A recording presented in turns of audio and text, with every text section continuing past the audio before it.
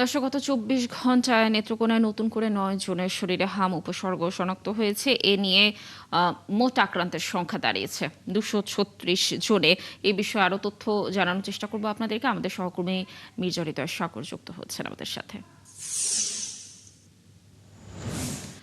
সাগর, নেত্রকোনায় হঠাৎ করে হামের সংক্রমণ আসলে এভাবে বেড়ে যাওয়ার কারণ কি হতে পারে? চিকিৎসকরা কি বলছেন এবং হাম প্রতিরোধে সেখানকার হাসপাতালগুলোতে কি ধরনের ব্যবস্থা নেওয়া হচ্ছে?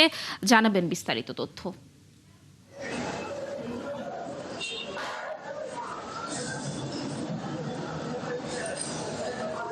লাবণী, নেত্রকোনায় মূলত হামের আক্রান্তের রোগীর সংখ্যা দিন দিনই বাড়ছে। আমরা ডাক্তারদের সাথে কথা বলেছিলাম, তারা বলছে যে নেত্রকোনার 10টি উপজেলায় সকল স্বাস্থ্য কমপ্লেক্সে মূলত হামের রোগী রয়েছে। প্রত্যেকটা স্বাস্থ্য কমপ্লেক্সে হামের জন্য আলাদা আইসোলেশন বেড চালু রয়েছে। আমরা যদি বলি, গত 24 ঘন্টায় নেত্রকোনায় 9 জন হামের উপসর্গ নিয়ে সদর হাসপাতাল সহ বিভিন্ন হাসপাতালে ভর্তি হয়েছে। এছাড়া নেত্রকোনায় এই পর্যন্ত 236 জন হামের উপসর্গ নিয়ে আক্রান্ত হয়েছে।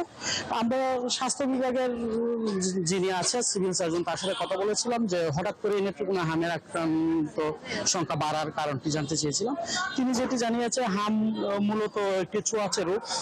যেহেতু এই সময়টাই আবহাওয়া পরিবর্তনের সময়টা শিশুদের মধ্যে জ্বর সর্দি কাশি লেগেই থাকে, এটা থেকে মূলত হামের যেহেতু শিশুদের রোগ প্রতিরোধ ক্ষমতা কম, হাম এক শিশু থেকে অন্য শিশুর শরীরে ছড়াচ্ছে।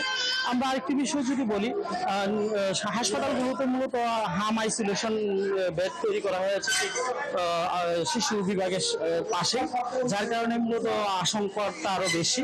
তবে নেত্রকোনার যে হটস্পট ঘোষিত 8 উপজেলা আছে, সেখানে হামের টিকা কার্যক্রম শুরু হয়েছে। ইতিমধ্যে ৫,৫০০ শিশুদের মধ্যে টিকা কার্যক্রম সম্পূর্ণ হয়েছে বলে আমাদের স্বাস্থ্য বিভাগ জানিয়েছে। এই ছিল লাবণী সর্বশেষ নেত্রকোনা। সাগর, ধন্যবাদ আমাদের সাথে যুক্ত থাকার জন্য। দর্শক, নেত্রকোনা থেকে হাম সংক্রমণের সর্বশেষ তথ্য জানাচ্ছিলেন আমাদের সহকর্মী।